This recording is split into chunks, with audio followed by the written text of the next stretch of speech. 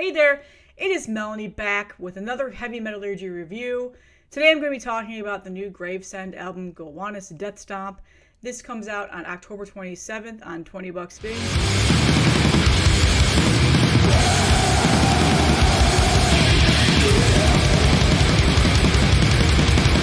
So yes, another $20 spin review. They're just pumping out the music this year, and they've said starting from September on to the rest of the year, they're just going to be continuously releasing great albums, and this is one of them.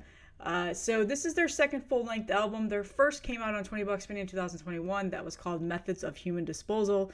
This admittedly was one of my all-time favorite albums to come out that year, and I still listen to it quite a bit since this has come out.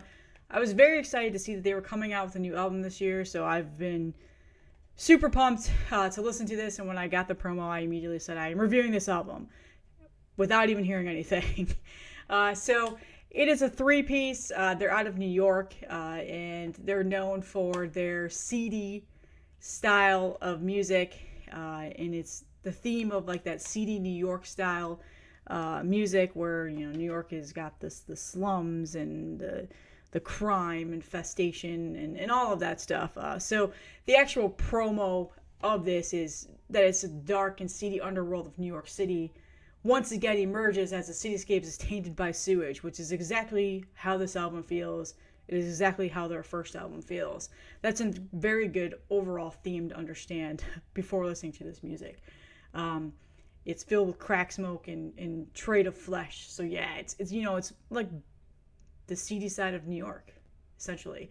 The streets, once bustling with life, permeate with the grotesque and filth-ridden chaos of yesteryear. Among these harsh realities, within the walls of dimly lit alleyways, a stench reeks of bodily fluids and rat feces. So yeah, the promo material that we got for this album pretty much sums up exactly what you're going to be listening to. Now, I was a little bit, I had high, expectations for this album because I love the first album so much. So I was a little bit worried that I was going to be let down with this album for that reason. And I will say I was not let down by any means, but this album definitely didn't click with me as easy as the first one did. And I don't know if it's maybe the way that the mood that I'm in or what's going on here. But it did take me several listens before a lot of these things started to really resonate with me and to really enjoy. The one thing that I noticed about this album that I wasn't fully expecting, so maybe that's why it kind of took me a moment to really, really digest this, was that it's got a very, very strong war metal feel. And if you're not a fan of war metal, I can understand maybe why you wouldn't like this album. That war metal feel is very, very slim and small on the first album. Like, you hear it every once in a while, but it's definitely more of a death grind album with that blackened sound to it.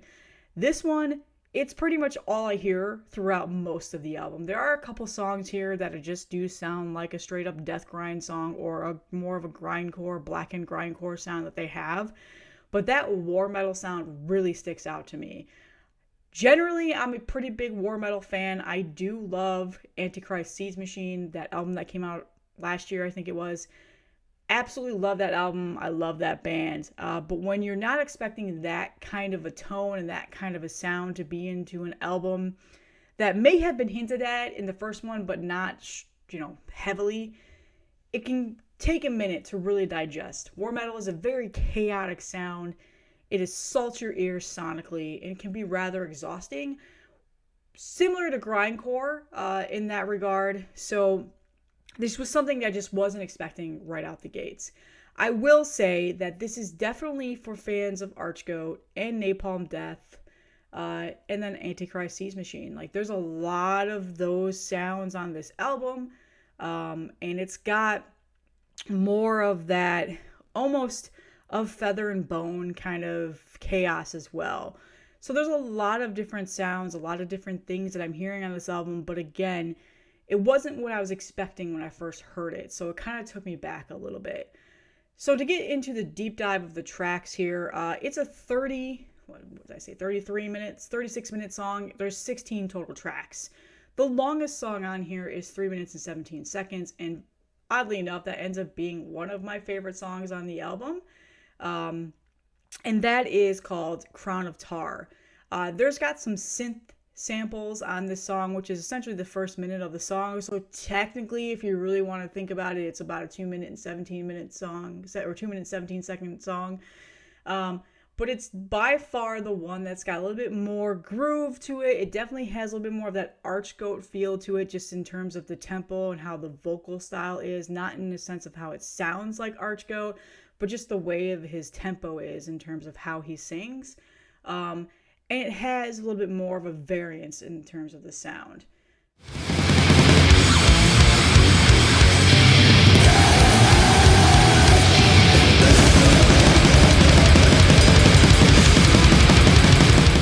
It does start off with a sample of these like insect buzzing and then an angry guy in the background.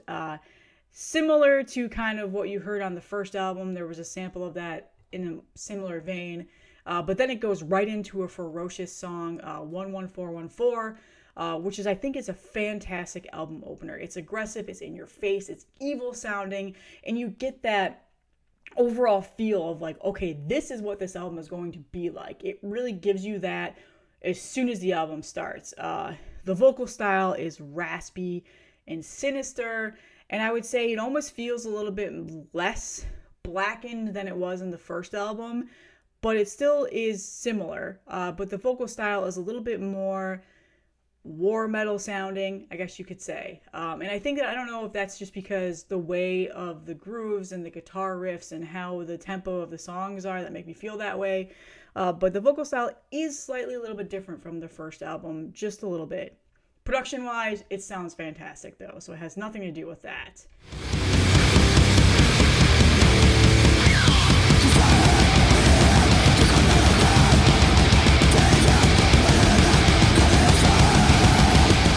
The next song, Even a Worm Will Turn. This is, again, another aggressive, in-your-face song. It's got that grindcore feel to it, which I feel like is not as heavy on this album as it is on the first album. Definitely, there is that grindcore feel onto this. They have not completely removed that. But again, I'm really hearing mostly war metal on this album, which, again, was a shock. I've said like 4 times now. There's intense drumming. There's these crunchy chugs. Like I said, this definitely feels more like a war metal song to me.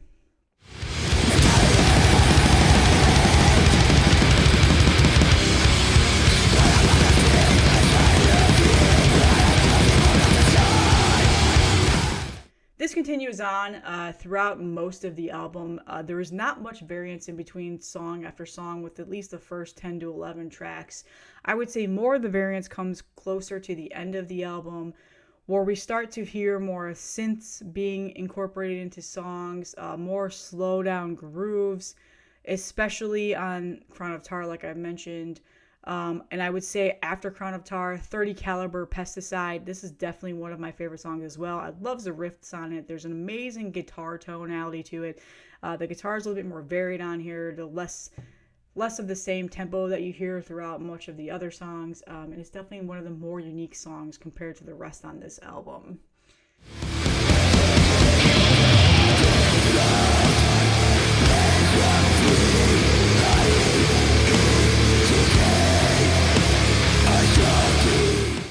There is one song on here that I felt like more of a blackened death metal song, which again is another one of my favorite songs. These 3 songs that I've mentioned are my favorite songs are the ones that have more of the variance and they're less of the ones that sound, more of the same across the rest of the album.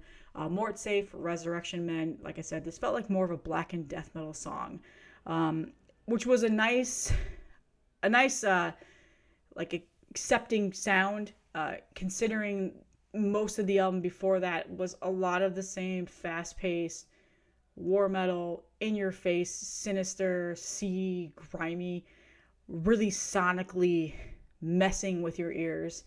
So this one was a nice break from that for sure.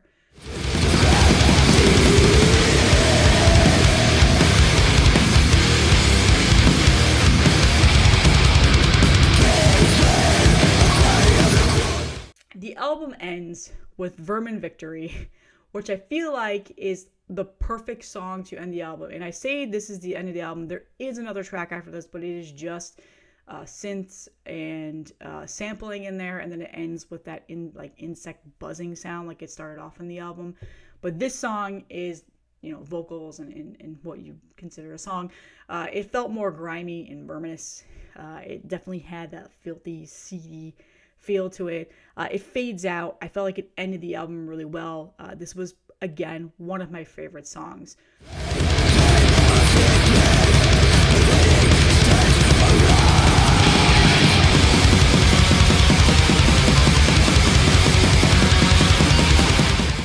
So the later half of this album is really, really good. I do like the first half of this album, but I tended to get a little bit bored once we started to get to Gowanus Death Stop, the album title song, just because it felt repetitive across every song. It wasn't until really Crown of Tar, which is the 8th track, that you started to hear a little bit more variance within the music. So to summarize what I've just blabbed about for the last, 9 minutes, is that I do really like this album. The pros of it are that it's fast, it's aggressive, it's sinister, it's dark sounding. It's definitely got that Gravesend grindcore, blackened grindcore feel to it. I do enjoy and embrace the war metal now that I've heard it and I've listened to it a couple of times. I do like the way that they've progressed into that. However, like I said in the beginning, it took me a while to get to that point. The one thing that I do want to call out about this album that I did not enjoy was there is like this pick scrape that they do. I don't know if it's like a squeal or a pick scrape, but I don't really know exactly how to explain it. But they do it throughout almost the whole entire album. It's on almost every single song. Sometimes it's super prominent and other times it's just more faded off into the background. I went back and listened to the first album to see, did they put this in this first album as well? It's there every once in a while, but I feel like this is what they're trying to take on as their sound that they're gonna have. This is what they're known for, making this type of a guitar sound in their songs. It started to drive me nuts a little bit, and I don't know, you might hear it. You'll definitely know what I'm talking about. It's across several songs. It's in 11414, it's in Streets of Destitution. It's more subtle, like I said, on some songs, and definitely more prominent on others. But again, one of the things that I wish there would have been a little bit more of is the variance in the vocal style. The vocal style did not vary at all. It was pretty much the same across the whole entire album, which is typically what you're going to get when you listen to an Archgoat album or even Antichrist Siege Machine. So that is what I heavily kept thinking about as I was listening to this album, is that this sounds similar to Archgoat, this sounds similar to Antichrist Siege Machine. So but that vocal variance does not change too much. It sounds pretty much the same across every single song. Every once in a while, he would throw out a different type of a scream in there, but for the most part, it was the same tempo of rhythm in terms of his vocal style. There was really no highs or lows or anything like that. I would have felt better if some of the songs didn't sound so much of the same across the board.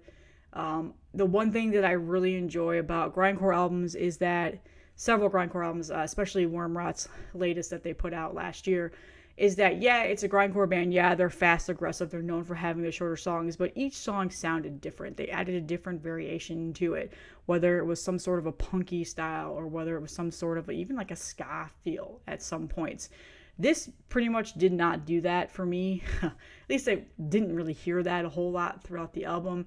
And that really kind of bumped it down a little bit in terms of, do I like it more than the first one? And I definitely think I'm more of a fan of the first album. But that is not to say this is not a good sophomore album. I do think it's a good album. I just don't think it's perfect. This one, I feel like they came out the gate. They created a sound that was different than what I was used to listening to. And I absolutely loved it. Whereas this one, I think my expectations were a little bit too high. I set the bar too high. And I didn't love it as much as I thought I was going to. But that is not to say it's not a good album. And I know that a couple of people that have already heard it absolutely love it.